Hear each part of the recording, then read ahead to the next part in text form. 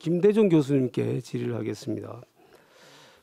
일단 728조라는 확장 예산안을 지금 편성을 했습니다. 거기에 따른 여러 가지 우려를 말씀해 주셨습니다. 물론 지금 방금 말씀하신 분께서는 확장 재정이 아니고 오히려 긴축 재정이다라고 얘기를 하시던데 저는 비교 대상이 동일해야 된다고 생각을 하거든요. 이 본 예산은 본 예산끼리 비교를 해야 되고 전체 추경까지 다 합친 거 비교하려면 내년 예산도 끝나고 난 다음에 그렇게 비교를 해야 되지, 한쪽은 추경까지 합친 금액을 비교를 하고 한쪽은 본 예산으로 비교를 하고, 이거는 평가나 통계에 있어서 그렇게 하면은 저는 안 된다고 생각을 합니다. 그래서 만약에 평가를 한다라면은 내년도에 추경까지 다 하고 난 다음에 그때 봤을 때 결과적으로 전년도와 비교했을 때 뭐 확장이 아니었더라 이런 평가는 할 수 있겠지만은 지금 당장 지난해 추경까지 포함한 금액과 올해 본 예산을 비교하면서 확장 예산이 아니다 이렇게 얘기하는 건 제 생각에는 좀 안 맞는 것 같습니다. 일단 교수님께 질문 드릴 부분은 어쨌든 우리가 지금 이렇게 확장 예산을 편성함으로 인해서 국가 채무가 이제 1,425조 원이 됩니다. 그리고 GDP 대비 51.6%까지 지금 늘어나게 됩니다. 근데 지금 우리 대통령의 인식도 그렇고 재정당국의 인식도 요즘은 OECD와 국가들과 비교해서 수치가 그다지 높지 않다, 괜찮다 이런 인식이 굉장히 팽배해 있는 것 같아요. 얼마 전까지만 해도 우리가 GDP 대비 이 국가부채 비율 40%를 넘으면 큰일 나는 것처럼 그렇게 재정당국에서 운영을 했었어요. 그런데 어느 순간부터 이게 재정당국부터 저는 무너지기 시작했다고 보입니다. 그런데 교수님께서 이제 그런 부분을 우려를 해주시면서 우리 국가 채무 비율이 2029년까지 58% 가량에 달할 것이다라고 예측을 하셨습니다. 저는 이게 가장 우려되는 부분이 이게 국제 신용 등급의 강등으로 이어지지 않겠느냐. 실제로 프랑스에서 얼마 전에 한 단계가 강등이 됐지 않습니까? 그리고 피치사에서는 얼마 전에 우리 대한민국에 대해서도 국가 부채 비율이 더 높아지면은 신용 등급 강등까지 경고를 했었어요.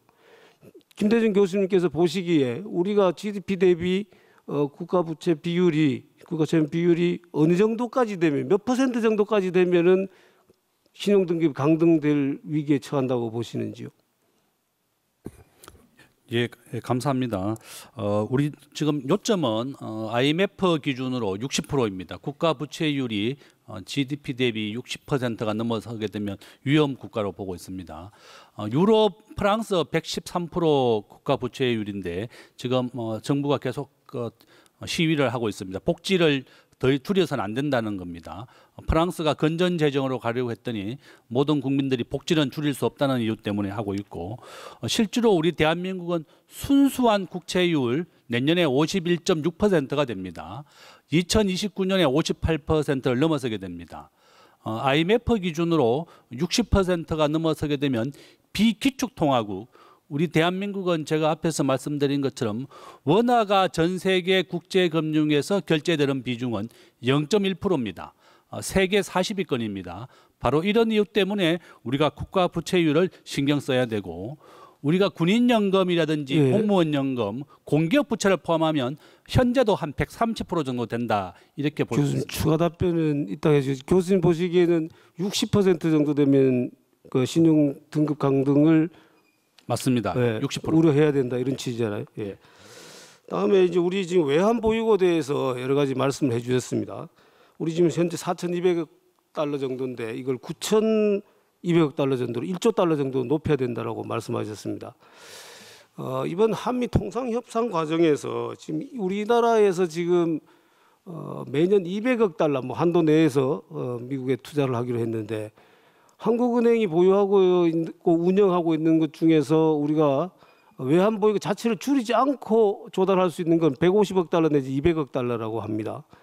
그러면은 이 금액을 지금 우리가 전혀 지금까지 해왔던 운영 방식을 하나도 하지 않고 뭐 제출도 한다든지 뭐 어디에 이런 걸 전혀 하지 않고 그대로 다 투자를 해도 이 금액 겨우 맞출 지경이거든요. 이러면은 저는 통화 스와프를 체결했어야 된다. 외환 시장에 위기가 온다. 근데 아까 다른 분이 말씀하시기로는 이 통화 스와프를 무제한 통화 스와프를 제기하는 것 자체로 우리가 굉장히 오히려 외환에서 손해를 봤다, 위기를 맞았다 이렇게 얘기를 하시던데 저는 이 부분을 기왕의 얘기를 꺼냈더라면은 그러면 최소한 우리가 투자하는 만큼만은 통화 스와프를 체결하도록 하는 이 정도 협상은 했어야 되지 않느냐라고 생각을 하거든요.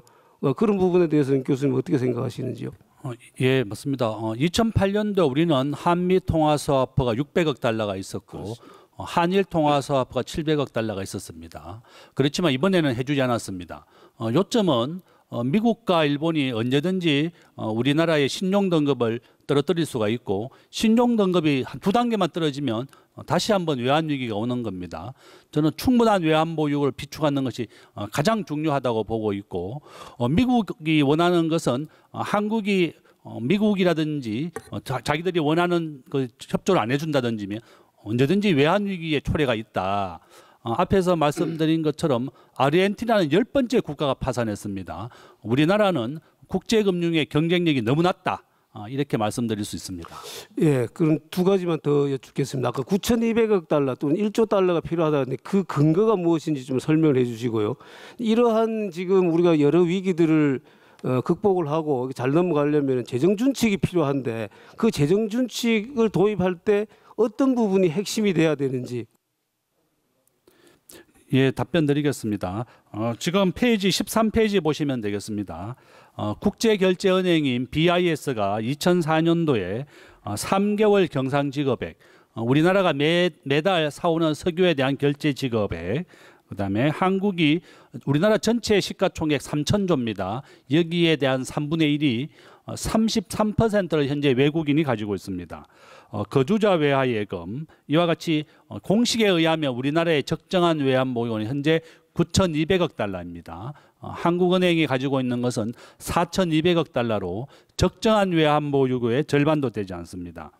IMF가 제안한 우리 한국의 적정한 보유액은 7천억 달러 정도 됩니다. IMF가 제안한 것의 기준을 따랐던 아르헨티나가 10번째 국가가 파산했습니다. 바로 이런 이유 때문에 국가가 적정한 부채를 유지하는 것이 가장 중요하다. 저는 우리 국회에서 예산을 이렇게 외국한 평형 채권이나 외환 보유고를 비축하는데도 적극 지출해야 된다. 대만은 국가 GDP의 77% 6천억 달러를 가지고 있습니다. 한국 GDP의 절반도 안 되는 대만이 우리나라보다 2천억 달러나 더 많은 외환 보유를 가지고 있기 때문에 1997년 외환 위기를 전혀 겪지 않았습니다. 우리도 그 어떤 나라도 믿지 말고 우리가 충분한 외환 보유를 비축하고 국가의 건전성을 유지해야만 이런 위기를 잘 대비할 수가 있다. 이렇게 말씀을 드리겠습니다.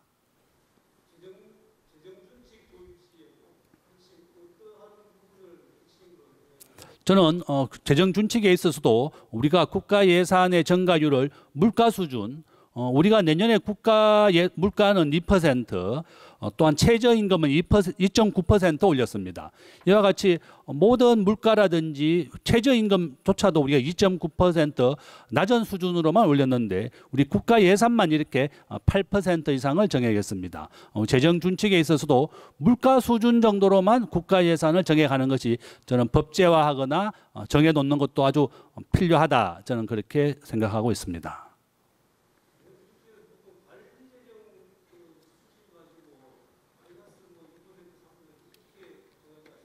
예, 맞습니다. 관리 재정 수지 이렇게 유럽의 많은 나라들이 관리 재정 수지나 법제화를 해서 물가 수준과 경제 성장률을 감안해서 국가 예산을 정하고 있습니다.